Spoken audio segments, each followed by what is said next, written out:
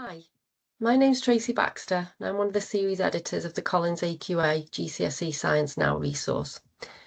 In this short video, I want to provide you with some information on how to use the resource. So I'll talk through the various sections, how you might use each of them, and give suggestions of where to start.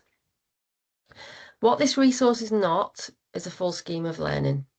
So it doesn't cover all content of the AQA GCSE spec, but what it does provide are activities to support literacy and science within each unit of the spec. This idea of developing specific literacy skills alongside the science is key to the approach of the resource. Each aspect of literacy brings its own challenges, and so we approach each of those aspects separately. So within each GCSE unit, there are activities focused separately at word level. So here we really focus on using the words in context rather than just learning a list of definitions. Sentence level, for example, developing responses to those common command words that continue to challenge students, such as describe and explain, compare and evaluate. And whole text level, so supporting students in constructing those longer responses. For example, providing some scaffolding to help them to construct those paragraphs before students practice that independently.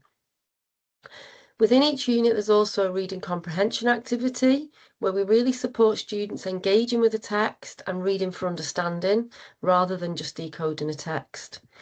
And also within each unit, there's a wider application activity where, again, we encourage students to engage with the text and provide some activities to support that. But this really is about applying the ideas in a different context, something that we know students find really challenging when they're faced with those AO2 questions. And in fact, as a teacher, it can be quite tricky and time consuming to come up with those application contexts and the questions that sit alongside them. So within each unit, we've provided a diagnostic assessment. This focuses primarily on the assessment of the literacy skills rather than the assessment of the science. And the suggestion for that assessment is to be used before any of the other activities that I've already mentioned. So using that assessment diagnostically to then inform which of those activities you'll use subsequently. So for example, if you've used a diagnostic assessment and that demonstrates that students have coped quite well with the word level tasks, but they've really struggled to construct answers as sentences, maybe struggling to explain or compare, then you could choose to skip the word level activities within that unit and jump straight in and focus more at that sentence level. You could use the assessment anytime though. You might choose to let your students have a go at all the activities first and then use that assessment to see how well they've coped with each of the different aspects of literacy. Within the activities, we've tried to maintain that focus on both substantive and disciplinary language, and that was really important. However, we wanted to give some extra focus for those disciplinary terms that continue to cause problems for students year after year. So, for example, variables, accuracy and precision, anomalies, how to identify and to manage those. And so for those handful of disciplinary terms, 8 of them in total, we've provided some extra standalone activities that sit outside of each of the GCSE units, and they can be used flexibly. So the context used within those are across specialism. So you'll see examples from biology, chemistry and physics, because the idea here really is to hone in on the disciplinary language rather than any specific science content or context. The other section that sits outside of the units are the current issues. So these activities allow students to apply scientific ideas, analyse data, etc., but using real life current issues as the context. So for example, we've got a focus on pandemics, food security, climate change.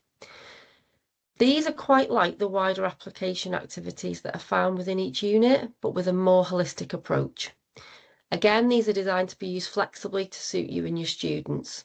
So you might want to use all 6 of those as a package together, almost as a mini topic, or you might want to use one of those activities as a way in to a particular topic before teaching the science, or you could use those towards the end of a course as a way of revisiting ideas in a more synoptic way.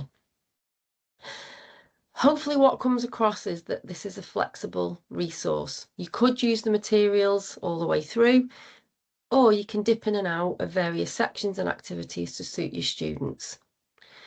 Within the resource itself, I'd also really encourage you to look at the introduction that's been written by David Shakespeare. So this provides a more in-depth look at each aspect of literacy development, gives more suggested approaches and suggests some teaching points. And finally, I wanted to flag another short video featuring our other series editor, Ed Walsh. So in that video, Ed shares more of the background of the challenges of developing literacy alongside science in the classroom, which is basically what brought us to develop this resource. And he provides some rationale for the effective approaches. That video could be used as a short CPD instance. It's about 6 minutes.